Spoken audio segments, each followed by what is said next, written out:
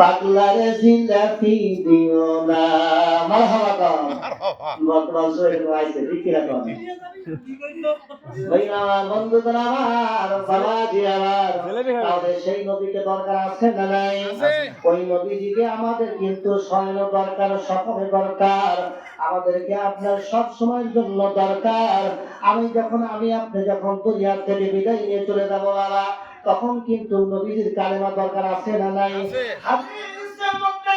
আলহামদুলিল্লাহ যে বলে মান ক্বালা লা ইলাহা ইল্লাল্লাহ ফাদাখালাল জান্নাহ যে ব্যক্তির ইন্তেকালের সময় যে ব্যক্তির মরণের সময় আমি নবীর কালিমা নসিব হবে ওই ব্যক্তিকে আমার আল্লাহ দাখালাল জান্নাহ জান্নাতকে ওই ব্যক্তির জন্য আমার নবীর ওসিলায় আপনার ওয়াজিব করে দিবে সুবহানাল্লাহ তাহলে কিন্তু আমার নবীজির কালেমা পড়লে আল্লাহকে পাওয়া যায় ঠিক কিনা বলেন আমার নবীজির ভালোবাসায় হযরতে বিলাল ইথিওপিয়া কিন্তু বাড়ি ছিল বাবা ঠিক কিনা নূর নবীকে পাবো বলে কেন্দে কেন্দে বুবু বাসায় মারহাবা বক্তা বলবা আসছে আপনারা জোরে বক্তা ফাটা ফাটা আপনারা কিছুই করেন না হ্যাঁ এটা কথা দেখতেছি শোনেন যে ওয়াজ করতেছি বাহির থেকে দেখেন আপনি প্রত্যেকটা মানুষ মনোযোগের সাথে শুনতেছে ঠিক না ভাই আমার বন্ধু করে আমার বাবা যে আমার হযরতে বিলাল কিন্তু আপনার কালো মানুষ ছিল ঠিক কিনা উচিত ছিল দেখবেন কালো মেয়েকে অনেকে কিন্তু বিয়ে করতে চায় না ঠিক কিনা কালো মানুষকে লন্ডন কিছু মনে করবে না অনেকে কিন্তু এখন যদি আমরা আফ্রিকা থেকে একটা মানুষ আসে চুলগুলো কিন্তু উস্কো শুষ্ক চেহারা টাকা মানে কালো কুচি হ্যাঁ অনেকে পছন্দ করবে না আর হযরতে বিলালের আপনার চেহারা ছিল কালো চুলটা ছিল উস্কো শুষ্ক কিন্তু আপনার তার ভিতরে ছিল ঈমানটা মজবুত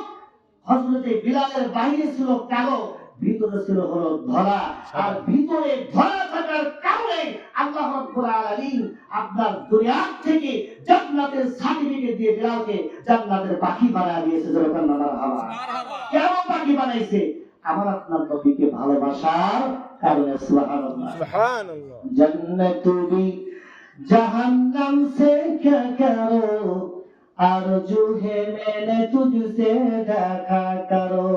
হযরতে বড় পীর আব্দুল কাদের জিলানী আল বাগদাদী রাহমাতুল্লাহ আলাইহি তিনি আপনার বলেন আমি যখন প্রত্যেকদিন যখন 5 ওয়াক্ত নামাজ পড়ি বাবা এমন সময় আমি আল্লাহর কাছে বলি রব্বুল আলামিন আপনি কিয়ামতের দিন আমাকে জান্নাত দিবেন আর জান্নাত দেওয়ার পরে যদি আপনি আমার সঙ্গে কথা না বলেন আমার নবী আকা আমার নবী দু জাহানের বাদশা আমার নবী হায়াতুন নবী আমার নবী জিন্দা নবী এই নবীর ভালোবাসা যদি আমি আব্দুল কাদের জিলানী না পাই ওই জান্নাত আমার জন্য কিছুই না আর আমায় আব্দুল কাদের জিলানীকে তুমি আল্লাহ যদি একটা জাহান্নামে দাও জাহান্নামে দেওয়ার পরে মাঝে মাঝে যদি আমার নবীজি আর তুমি যদি জাহান্নামের পাশে গিয়ে বলো আব্দুল কাদের রে তুই কেমন আছিস রব্বুল আলামিন ওই জাহান্নাম আমি আব্দুল কাদের জন্য আমার নবীর ওসিলায় জান্নাতের বাগান হয়ে যাবে সুবহানাল্লাহ তুমি আসমানে থাকো প্রভু বলেন আমার সাথে বলেন তুমি আসমানে থাকো প্রভু আমি জমিনে প্রভু তোমার প্রেম জমে হৃদয় গহীনে আমি তোমারই গোলাম গো অন্য কারো নয় আমি তোমার গোলাম গো অন্য কারো নয় আলিমুল গায়ব তুমি মালিক রব্বানা আল্লাহ আল্লাহ আল্লাহ আল্লাহ মারহাবা তোমারি রহম সারা বাঁচা বড় দায় প্রতিদিনে প্রতিক্ষণে জড়িয়ে রাখো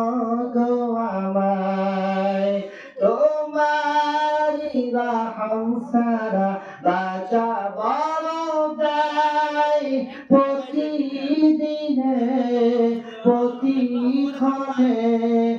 জড়িয়ে রাখো গো আমায়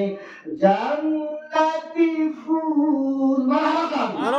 জান্নাতি ফুল দিয়া দাও আমায় আগুনে ফেলে দিও না আমি তোমারই গোলাম গো অন্য কারো নয় আমি তোমারই গোলাম গো অন্য কারো নয় আলিমুল গায়ব তুমি মালিক রব্বানা আল্লাহ আল্লাহ আল্লাহ আল্লাহ জোরে জোরে বলেন সুবহানাল্লাহ সুবহানাল্লাহ। আমার বন্ধুরা আমার বাবাজি আমার নবীকে ভালোবাসলেই জান্নাত পাওয়া যায় আমার আল্লাহ তাআলা বললেন ও দুনিয়ার মানুষেরা তোমরা শোনো বন্ধু আজকে আমাদের সমাজে আমরা এমন কিছু মানুষ বের হয়েছি যারা নবীর কথা শুনলে পারে মাথাটা গরম হয় ঠিক কিনা আমরা যে যশ্নে জুলুস করি বাবা সেটা করলে পারে মাথা গরম হয় যুবক এখন যদি কোনো নেতা ডাকে হুজুর আসেন 500 টাকা দেবো মিছিল করা লাগবে ঠিক কিনা নেতার ডাকে আমরা চলে যাই ঠিক কিনা ভাই আমার বন্ধুদের আমার বাবা যাওয়ার তাহলে নেতা কিন্তু আপনার সারাটা জীবন সুদ ঘুষ অন্যায় করে টাকা কামাই করো আর তার ডাকে তুমি গিয়ে এখন মিছিল করো সেখানে কোনো আপনার নাজাত হয় না সেখানে বিরাট হয় না আর আমরা মিছিলে গিয়ে নারে তাকবীর নারে রিসালাত আমার নবীজির সম্মান আমরা বর্ণনা করি সেটা তোমার কাছে বিরাট হয় ঠিক কিনা বলে এক নম্বর শয়তান কি এক নম্বর কি শয়তান শয়তানের বন্ধু ঠিক কিনা সুতরাং আমার আপনার এই বর্তমান সময় এমন হুজুর বের হয়েছে এমন মানুষ বের হয়েছে তারা এদিকেও থাকে ওদিকেও থাকে ঠিক কিনা তাদের নাম কি মুনাফিক কথা কয় না কেন মুনাফিক ইন্নাল মুনাফিকিনা ফি দারকিল আসফালি মিনান নার ওয়া লান তাজিদ লাহুম নাসীরা আল্লাহ বলেছেন কিয়ামতের দিন মুনাফিকের স্থান জাহান্নামের নিম্ন স্তরে দেওয়া হবে ঠিক কিনা সুতরাং নবী যদি আমি আপনি সুন্নি হই রাসূলকে ভালোবাসি রাসূলের সৈনিক হতে পারি তাহলে কিয়ামতের দিন আল্লাহ রাব্বুল আলামিন আমার নবীকে কি দিবেন হাউজে কাউসার দিবেন আমার নবীকে জান্নাতের চাবি দিবেন আমার নবীকে জান্নাতের মালিক বানিয়ে দিবেন সুতরাং আমি আপনি যদি রাসূলকে ভালোবাসি তাহলে জান্নাত পাইবো ঠিক কি না আমি আপনি কিন্তু হাউজে কাউসার পাইবো আমি আপনি কিন্তু আল্লাহকে পাইবো ঠিক কি না ভাই আমার বন্ধুগণ আমার গভীর মনোযোগ দিলে কানটা লাগা দিয়ান বাবা ইমাম দেখেন হযরতে বিলাল আমার নবীজির ভালোবাসায় মুসলমান হয়ে গেছেন মুসলমান হয়ে যাওয়ার পরে তখন বিলালের যে মালিক ছিল নাম কি উমাইয়া হ্যাঁ হুজুর বলেছেন উমাইয়া নাম এই উমাইয়ার চোখকে ফাঁকি দিয়া আমার নবীর দরবারে যখন চলে যায় যাইতে যাইতে আমার নবীজির আপনার ভালোবাসায় নবীজির কাছে চলে যায় এমন সময় উমাইয়া টের পেলেন হযরতে বিলাল আল্লাহর নবী মুহাম্মদুর রাসূলুল্লাহ জনাবে মুহাম্মদুর রাসূলুল্লাহ সাল্লাল্লাহু আলাইহি ওয়াসাল্লামের কাছে যায় এই অবস্থায় উমাইয়া বললেন বিলাল রে তুমি কোথায় যাও একদিন দুই দিন তিন দিন পাঁচ দিন বলার পরে এবার বিলাল একটা শব্দ বের করে আহাদ আহাদ আহাদ আল্লাহ আল্লাহ আল্লাহ এক আল্লাহ এক আমি কালেমা পড়ে মুসলমান হয়ে গেছি এই কথা বলার পরে উমাইয়ার গায়ে কিন্তু আগুন ধরে গেছে ঠিক কি যে বিলাল আমার হলো বাড়ির একজন কাজের মানুষ একজন রাখাল হয়ে আমার কথা অমান্য করে সে মুহাম্মাদের কাছে কালেমা পড়ে মুসলমান হয়ে গেছে ঠিক কিনা ভাইরা আমার বন্ধুগণ আমার বাবা জামাল কিন্তু কালেমার মালা এত মধু যেখানে মধু সেখানে কিন্তু আপনার মৌমাছি যায় ঠিক কিনা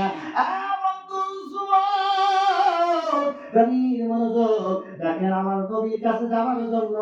আবু জেহেল আবু লাহাব উতবা সাইবা সবাই কিন্তু মানা করেছে মুহাম্মাদের কাছে যাওয়া যাবে না মুহাম্মদ একটা জাদুকর মুহাম্মদ কিছুই জানে না মুহাম্মাদের চেহারা করছে এইরকম ভাবে মানুষকে আপনার বলেছে কাফের বেঈমানেরা কিন্তু মানুষরা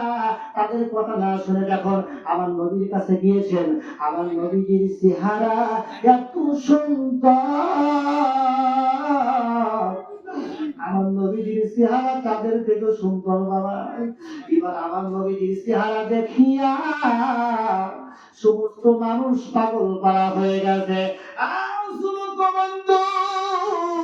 আম্মা জান আয়েশা সিদ্দিকা রাদিয়াল্লাহু তাআলা আনহা বলেন, আমি বলতে পারি আমার নবীজির যে চেহারা হযরত ইউসুফ আলাইহিস সালাতু ওয়াস সালামকে দেখিয়া মিশরের কিন্তু আপনার নারীরা আঙ্গুল কেটে ফেলেছিল, ঠিক কিনা? ঠিক। হযরত জুলাইখা তাকে যখন আপনার কষ্ট দেওয়া হলো, তাকে যখন শাস্তি দেওয়া হলো, এবার জুলাইখা রাখতে বলে, ও মিশরের নারীরা রে, আমি ইউসুফের পাগল হয়েছি, শুধু ইউসুফের পাগল হই নাই, তোমরা যদি ইউসুফের চেহারাটা যদি তোমরা দেখতা তোমরা কিন্তু ঠিক থাকতে পারতা না। আর ইউসুফ আমার কাছে থাকে, আমার সাথে একসাথে খায়, আমার সাথে কথা বলে, তাহলে তোমরাই বলো যে আমার সাথে কথা বলে, আমার সাথে খায়, তাকে দেখলে কি আর ঠিক থাকা যায়? ধরে যান না সুবহানাল্লাহ। আমার বন্ধুরা, আমার গভীর মনোযোগ। এবার আপনার মিশরের রানী মিশরের নারী আপনার জুলাইখা তখন আপনার মিশরের আপনার নারীদেরকে দাওয়াত দিলেন। দাওয়াত দেওয়ার পরে তখন বললেন ঠিক আছে, 19 জন নারীকে দাওয়াত দিয়েছে। কয়জন বাবা? 19 জন। 19 জন নারীকে আপনার দুইটা কাতার করে দিয়েছে। দুইটা কাতার যখন করে দিয়েছে বললেন ঠিক আছে, তখন তাদের হাতে একটা করে আনার দিছে। কি দিছে? লেবু দিছে, লেবু দিছে। আর আপনার কি দিয়েছে? একটা চাকু দিয়েছে। বলতেছে ঠিক আছে, যখন আমি ইউসুফকে কাটবো তখন তোমরা ওইটা কাটা শুরু করবা, তার আগে কাটা যাবে না।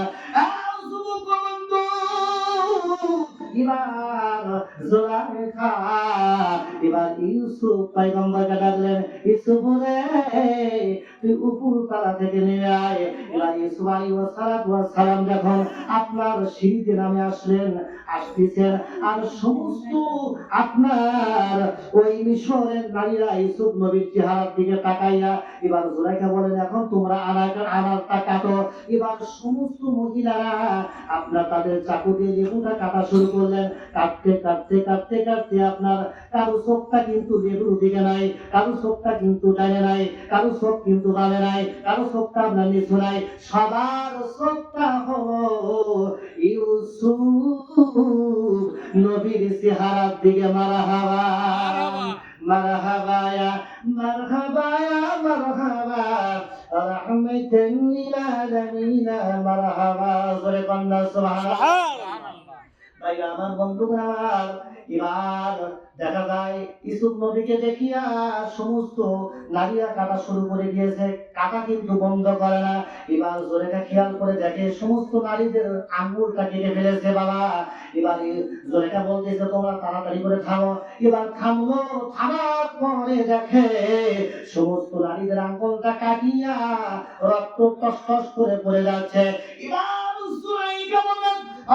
মিশরের নারীরা, তাহলে দেখো তোমরা ইউসুফকে শুধু একদিন দেখেছো, কয়দিন?